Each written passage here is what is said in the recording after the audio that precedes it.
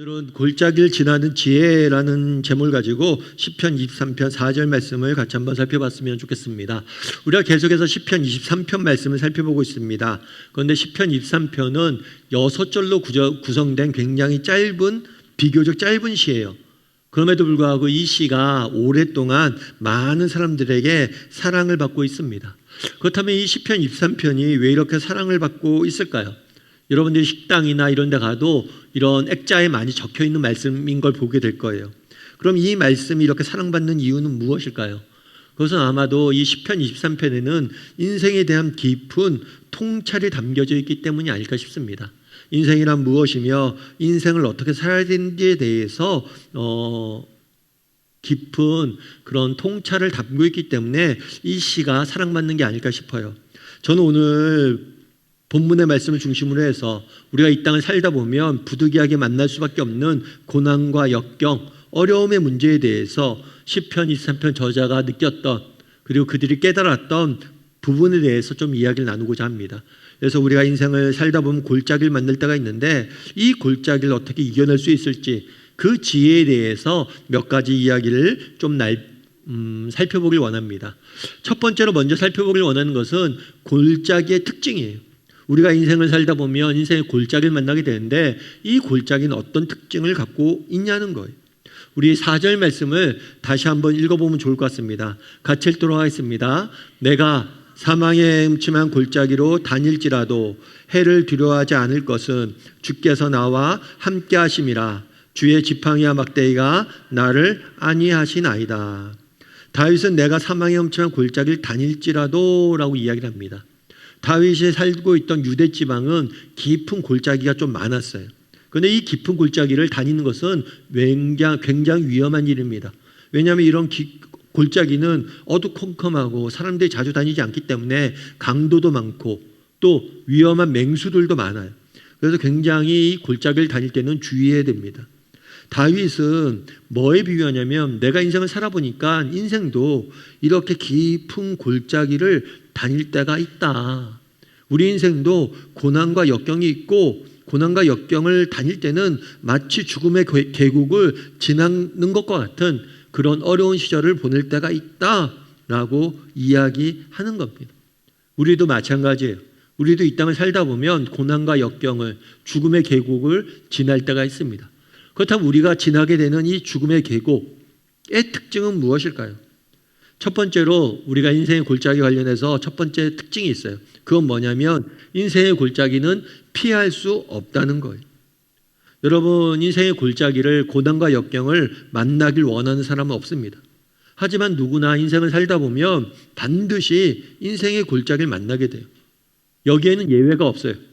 저는 목회자이기 때문에 다양한 사람들을 만날 수 있는 특권을 가진 사람입니다. 그런데 사람들을 만나다 보면 그래요. 겉으로 보기엔 모든 것이 완벽해 보여요. 정말 직업도 괜찮고 정말 사는 것도 넉넉하고 경제적으로나 모든 면에서 완벽해 보입니다. 그런데도 그런 사람조차도 깊이 그 내면을 들여다보면 슬픔과 눈물, 아픔과 역경, 어려움과 고난이 그 인생에 깊이 들여져 있는 것을 보게 돼요. 정말 인생에 골짜기가 없는 사람은 없습니다. 언제 골짜기를 만나냐 차이가 있을 뿐 누구나 인생의 골짜기를 만나게 되어 있어요. 그래서 골짜기는 우리가 인생을 살면서 피할 수가 없습니다. 또한 인생의 골짜기는 예상할 수 없어요. 예측할 수 없어요. 이 땅을 살다 보면 우리는 안 좋은 일을 만나게 됩니다. 그런데 이 안 좋은 일이 언제 일어날지 아무도 몰라요. 이 안 좋은 일은 대부분 갑자기 우리에게 찾아옵니다. 어느 날 건강검진을 받았는데 갑자기 결과가 안 좋다는 이야기를 들어요. 회사에 열심히 다니고 있었는데 어느 날 갑자기 회사에서 실직 통보를 받습니다.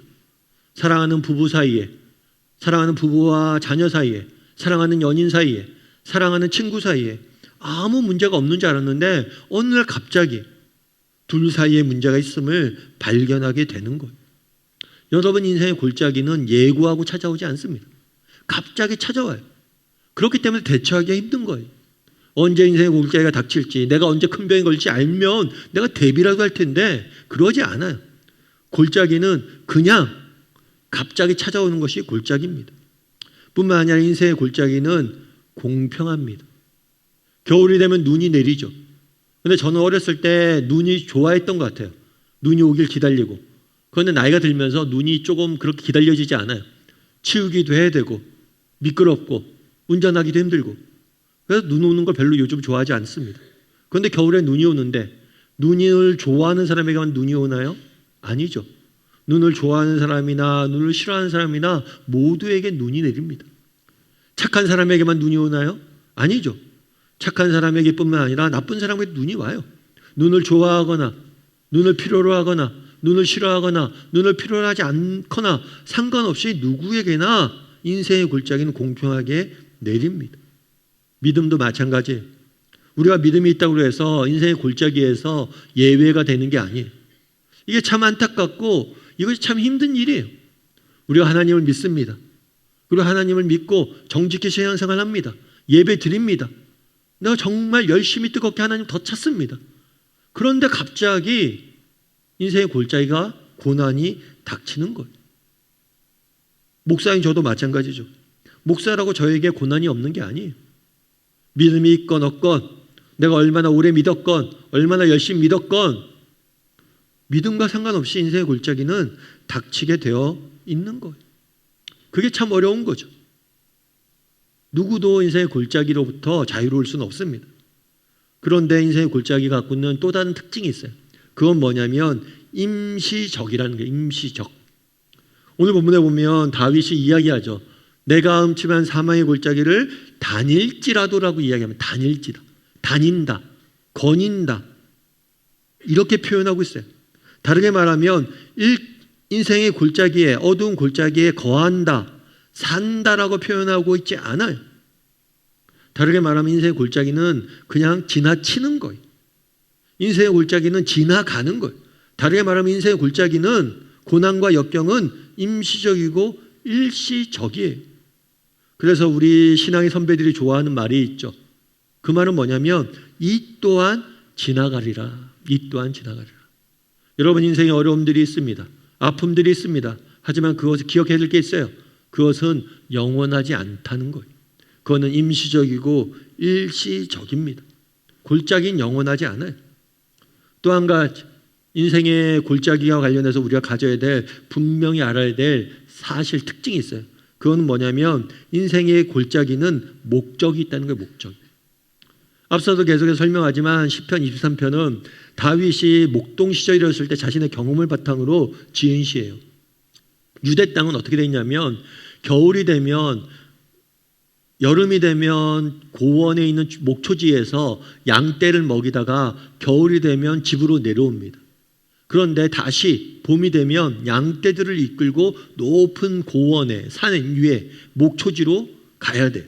그런데 이 목초지로 가다 보면 반드시 뭘 지나야 되냐면 계곡을 지나야 돼요. 이 경험을 가지고 이야기하는 거예요. 그래 인생의 골짜기를 만날 때가 있지. 하지만 하나님께서 우리에게 인생의 골짜기를 허락하실 때가 있지. 그런데 왜 하나님께서 인생의 골짜기를 허락하시느냐? 고원, 목초지, 푸른 초장에 가기 위해서 골짜기를 임시적으로 지나게 하신다는 거예요.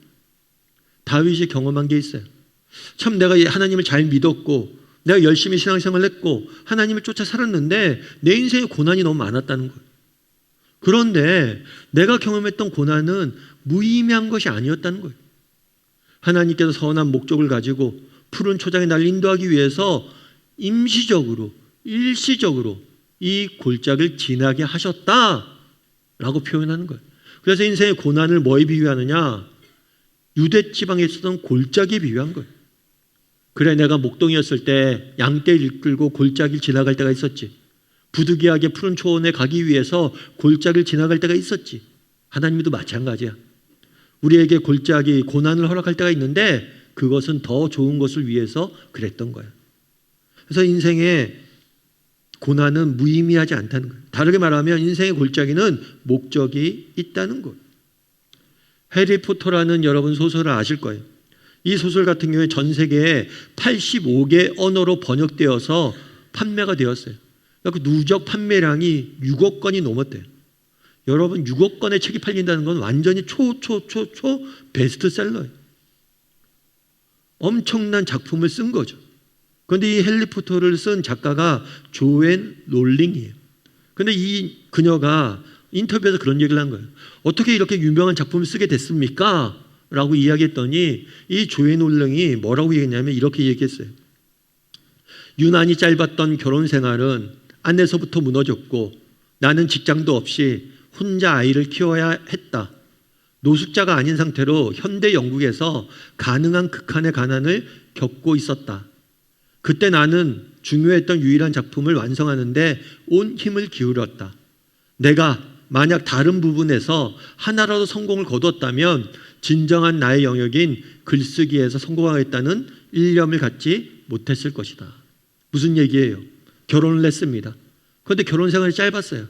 결혼이 실패로 끝났어요. 남편과 헤어지고 혼자 아이를 키워야 돼요.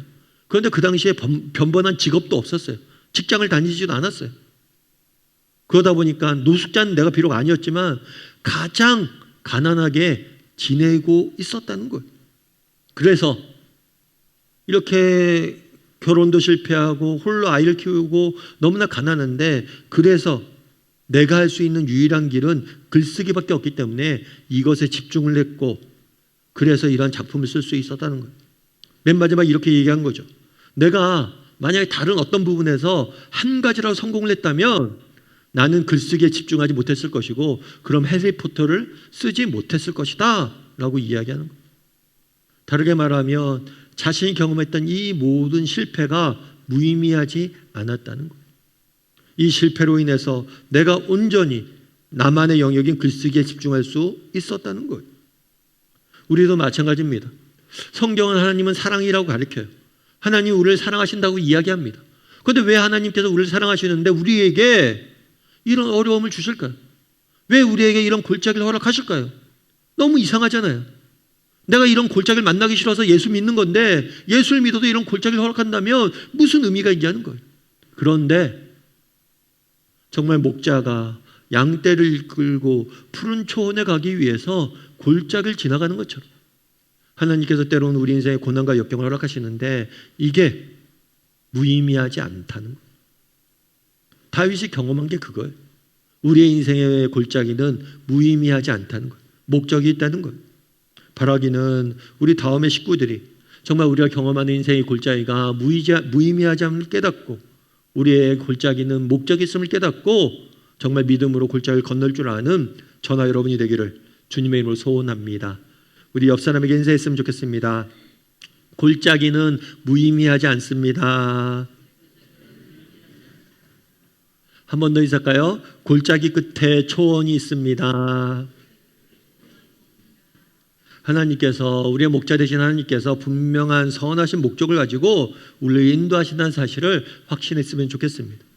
그리고 두 번째로 오늘 보면서 알 수 있는 건 뭐냐? 동행이에요. 동행. 골짜기를 지날 때 우리는 우리와 동행하신 하나님을 바라볼 수 있어야 돼요. 우리 4절 말씀을 다시 한번 읽어보면 좋을 것 같습니다. 같이 읽도록 하겠습니다. 내가 사망의 음침한 골짜기로 다닐지라도 해를 두려워하지 않을 것은 주께서 나와 함께 하심이라. 주의 지팡이와 막대기가 나를 안위하시나이다. 다윗이 이렇게 고백하는 거예요. 내가 사망의 음침한 골짜기를 다닐지라도. 한글 성경으로는 사망의 음침한 골짜기를 다닌다라고 표현되어 있어요. 그런데 이게 원어를 좀 더 분명히 해석하면 이런 표현이에요. 사망의 그림자가 드리운 골짜기를 다닐지라도. 사망의 음침한 골짜기가 아니라 사망의 그림자가 드리워진 골짜기, 이런 의미예요. 여러분, 깊은 계곡, 이렇게 파여진 계곡을 다니다 보면 주변에 나무도 있고 돌도 있고 주변에 지형지물이 있습니다. 이걸로 인해서 그림자가 평소 땅에 있을 때보다 바닥에 있기 때문에, 더 밑에 있기 때문에 더 깊이 크게 그림자가 드리워져요. 이렇게 사망의 그림자가 깊이 드리워져 있는 골짜기를 내가 다녔다라고 이야기해요. 그러면 사망의 골짜기가 아니라 사망의 그림자가 드리워진 골짜기. 그럼 다윗은 왜 그림자라는 표현을 의도적으로 썼냐는 거예요. 사망의 골짜기가 아니에요. 사망의 그림자가 드리워진 골짜기. 그림자라는 표현을 쓴 이유가 있다는 거죠. 그림자는 특징이 있어요. 그건 뭐냐면 실체보다 크다는 거예요. 여러분, 그림자가 있으면 빛에 따라서 그림자의 크기가 달라집니다. 그런데 이 평지보다 계곡 밑으로 내려갈수록 위에 있는 사물이 밑에서는 그 그림자가 굉장히 길게 깊이 퍼져 있어요. 커 보이는 거죠. 그래서 우리가 인생을 살다 보면 고난과 역경이 있어요. 어려움이 있어요. 그런데 이 고난과 역경과 어려움을 만나다 보면 어떤 생각이 들어요? 이게 커 보여요. 인생의 문제가 커 보여요. 그리고 그것이 마치 나를 삼킬 것처럼 보여요. 그래서 우리가 두려움에 빠지는 거예요. 여러분, 인간의 독특한 특징이 뭐가 있냐면 인생의 문제를 만나면 그 문제에 집중해요. 날마다 그 문제를 고민해요. 그리고 그 문제를 묵상해요. 그러다 보니까 문제가 점점 커져 보이는 거예요. 그래서 그림자에 비유한 거예요. 우리가 인생의 문제를 만나는데 문제의 실체보다 내가 느끼는 것은 더 크게 느껴진다는 거예요. 뿐만 아니라 그림자의 또 다른 특징이 있어요. 그건 뭐냐면 그림자는 우리를 해치지 못한다는 거예요.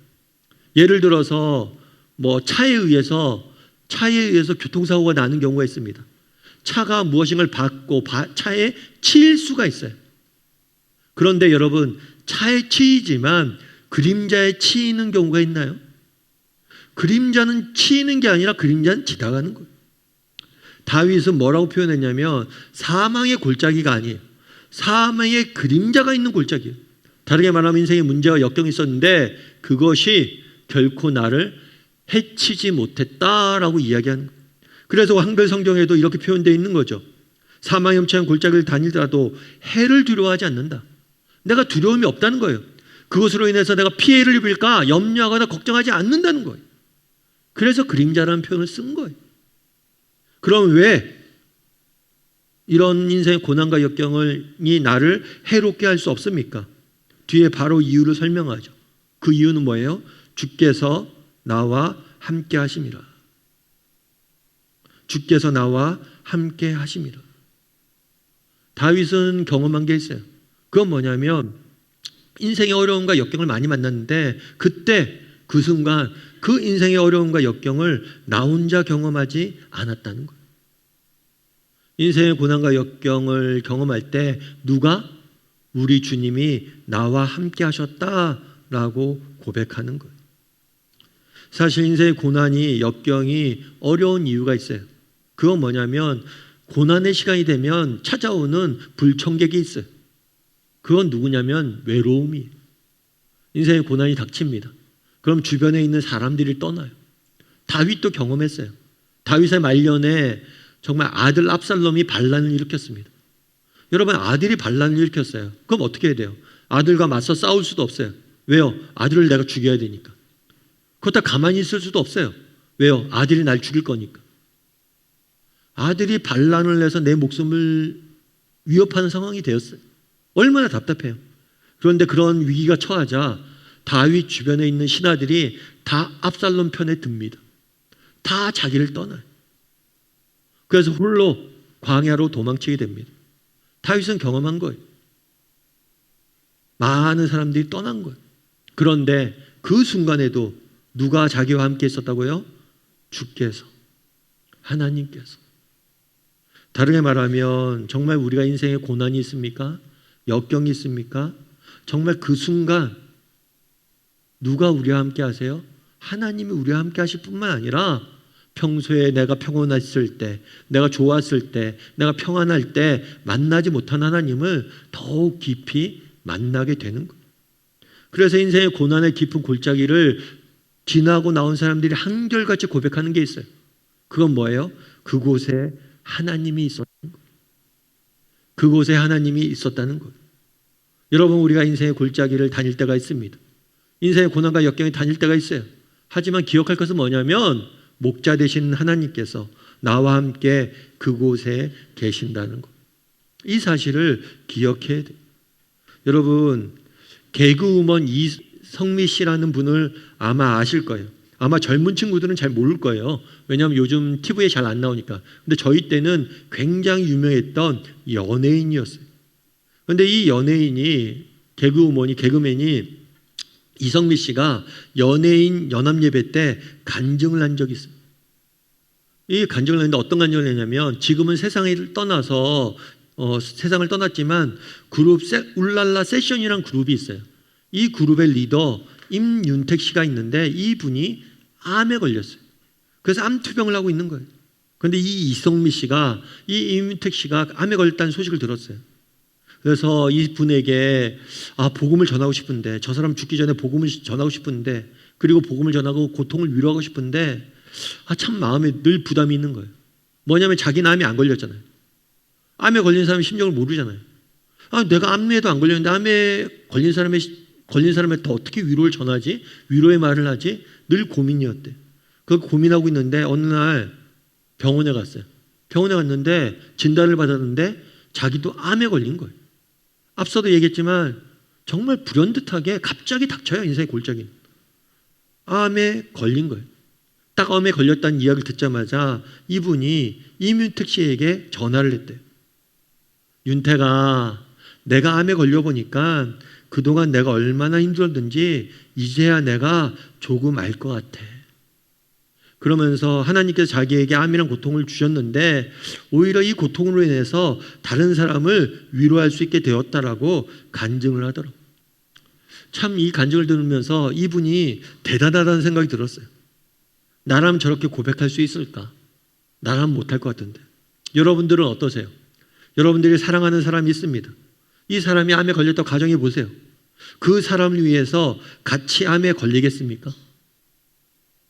여러분을 사랑하는 연인이 암에 걸려 죽어가고 있어요. 그게 너무 슬퍼서 그와 함께 암에 걸려 죽기를 원하세요? 쉽지 않아요. 그런데 우리 예수님은 어땠습니까? 하나님의 아들이신 예수님은 어땠어요? 고통 중에 있는 우리를 구원하시기 위해서 인간의 몸을 입고 이 땅에 오셔서 우리와 함께 고통당하시고, 아니 우리를 대신해 십자가에 지시고 우리의 아픔을 함께 누리셨잖아요.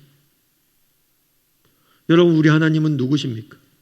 정말 우리 하나님은 멀리 서서 야, 인생의 골짜기 역경 이렇게 이겨내 라고 지침서를 던져주는 분이 아니세요.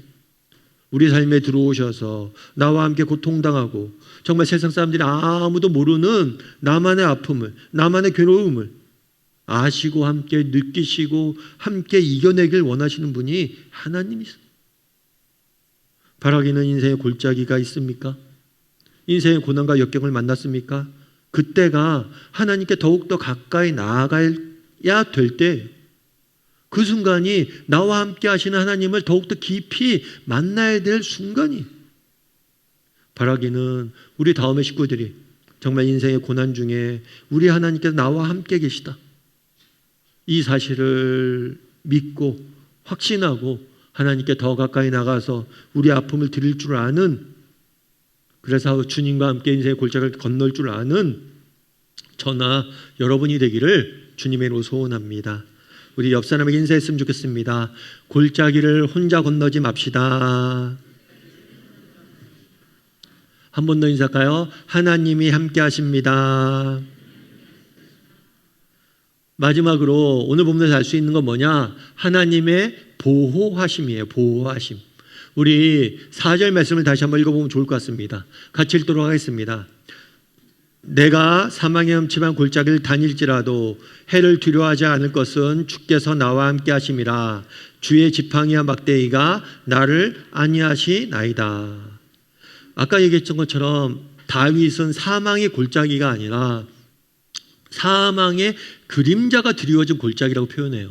왜 그림자라고 표현했냐? 이 그림자는 나를 해치지 못한다.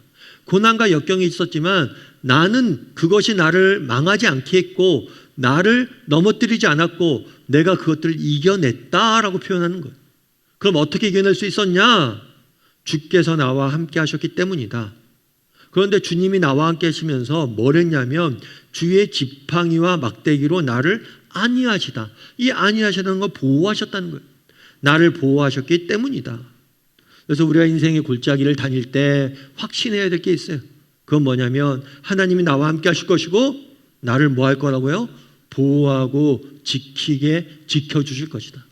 그래서 내가 이 골짜기를 지나서 초원에 도착하게 될 것이다. 이 골짜기를 이겨내게 될 것이다. 이렇게 고백하고 있는 거예요. 그것들을 확신해야 돼요. 그런데 재미있는 표현은 이 지팡이와 막대기예요. 다윗은 뭐라고 얘기했냐면 주의 지팡이와 막대기가 나를 보호한다라고 얘기해요. 그럼 이 지팡이와 막대기는 뭘까요? 왜 이 두 가지를 이야기했을까요? 여러분, 이 지팡이와 막대기는 조금 달라요. 어떻게 다르냐면 모양이 좀 달라요. 지팡이는 좀 깁니다. 길고 끝이 이렇게 갈고리처럼 이렇게 구부러져 있어요. 이게 지팡이에요. 그럼 왜 지팡이는 그러면 어떨 때 쓰느냐? 지팡이는 목자기로 걸어갈 때 짚을 때 쓰는 게 아니에요. 이 지팡이는 뭐냐면 끝이 갈고리처럼 돼 있잖아요. 그럼 양떼나 이런 것도 몰 때 양이 뭐 구덩이에 빠질 때도 있잖아요. 계곡을 다니다 보면 구덩이에 빠지거나 물속에 빠질 때가 있잖아요. 그랬을 때 이 지팡이로 가지고 꺼내는 거예요. 목에 걸어서 다리에 걸어서 몸통을 걸어서 끄집어내는 거예요. 지팡이는 뭐냐면 쓰러진 양을 위험에 빠진 양을 위험부터 건져내는 것. 이것이 바로 지팡이의 역할이에요. 그럼 막대기는 뭐냐? 막대기는 옆에 차고 다니는 거예요. 지팡이의 별도로. 그래서 이 막대기는 일종의 무기예요. 무기라서 뭐냐면 이 무기를 갖고 나쁜 맹수나 이런 게 오면 이거 갖고 싸우는 거예요. 그래서 지팡이와 막대기를 쓴 건 뭐냐면 쓰러진 나를 일으켜 세울 뿐만 아니라 외부의 어려움들, 외부의 적들을 하나님께서 나를 위해서 대신 싸워주셨다는 거예요. 그래서 다윗은 목자를 이야기하지만 이 지팡이의 개념에서는 목자가 용사의 이미지로 바뀌는 거예요. 다르게 말하면 다윗은 무엇이라고 이야기하는 겁니까? 하나님께서 나를 위해서 싸워주셨다. 나를 지키고 보호하기 위해서 하나님께 싸워주셨고 그래서 내가 뭘 했다? 승리하고 이겨낼 수 있었다는 거예요. 다윗은 인생의 여러 가지 고난을 경험했던 사람입니다. 사울에게 쫓겨서 도망자 신세를 해야 됐고 인생의 말년에는 젊은 아들이 반란을 일으켜서 모든 신하가 자기를 떠나서 정말 죽음이 눈앞에 왔던 순간이 있었어요. 그럼에도 불구하고 하나님께서 그의 인생을 지키시고 보호하시고 승리케 하셨어요. 그걸 경험한 다음에 뭐라고 얘기하는 거예요? 지팡이와 막대기로 나를 지켰다. 바로 이는 다윗이 경험한 하나님께서, 다윗이 노래한 하나님께서 우리에게도 동일한 하나님 되심을 믿습니다. 정말 인생의 고난을 당할 때, 어려움이 있을 때 하나님께서 지팡이와 막대기로 우리를 지킬 줄 믿습니다. 이 사실을 여러분들이 확신했으면 좋겠어요. 그래, 하나님께서 날 위해서 싸우실 거야. 그래, 하나님께 지팡이와 막대기로 날 위해서 날 지키시고 날 보호하실 거야. 나에게 승리를 주실 거야. 여러분, 우리 인생에 어려움이 없진 않을 겁니다. 하지만 결코 그 어려움이 우리 인생을 무너뜨리지 못할 거예요. 왜요? 우리 하나님이 지팡이와 막대기로 넘어진 나를 일으켜 세우시고 또 정말 어려움들을 나를 대신해서 싸우실 것이기 때문이에요. 이 사실을 확신하는 저나 여러분이 되었으면 좋겠어요. 여러분, 잼 브리커라는 여성이 있습니다. 이분은 태어날 때부터 두 다리가 없었어요. 두 다리가 없었어요. 그런데 아이가 태어났는데 두 다리가 없는 거예요. 그녀를 낳은 친부모는 충격을 받았어요. 그래서 도저히 자기가 키울 수 없다 생각해서 입양을 보내기로 결정을 했습니다. 그래서 이 잼브리커는 태어나자마자 다리가 없었고 태어나자마자 버림받았고 그래서 입양을 보내줬어요. 그런데 감사하게도 그녀를 입양한 양부모님들을 그녀를 애정을 가지고 양육하기 시작했어요. 특별히 양부모님들이 자녀를 이 잼브리커를 키우면서 만든 규칙이 하나 있어요. 그 규칙은 뭐냐면 할 수 없다는 말 하지 않기. 여러분, 두 다리가 없이 태어났잖아요. 두 다리가 없기 때문에 할 수 없는 것이 너무 많아요. 아니, 두 다리가 없기 때문에 이것도 할 수 없어, 저것도 할 수 없어, 저것도 할 수 없어 하면 모든 것이 할 수 없어요. 그래서 야, 브리커야, 우리 집에서는 캔트, 나는 할 수 없어 이런 얘기 하는 거 아니야?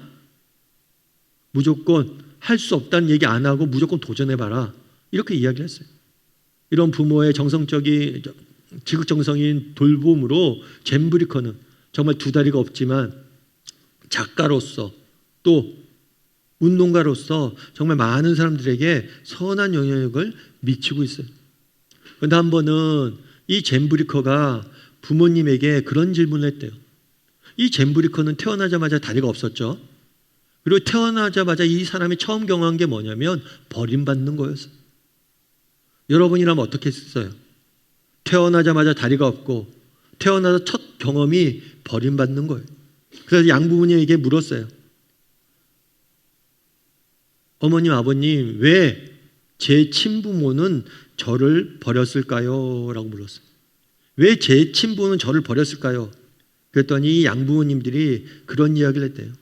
아니야, 넌 버림받은 게 아니야. 내가 아이를 못 낳기 때문에 하나님이 널 특별한 방법으로 우리에게 보낸 거야. 너는 버림받았다고 생각했지? 그게 고난이라고 생각했지? 아니야. 그건 하나님의 특별한 계획이야. 특별한 방식으로 널 내게 보내주신 거야.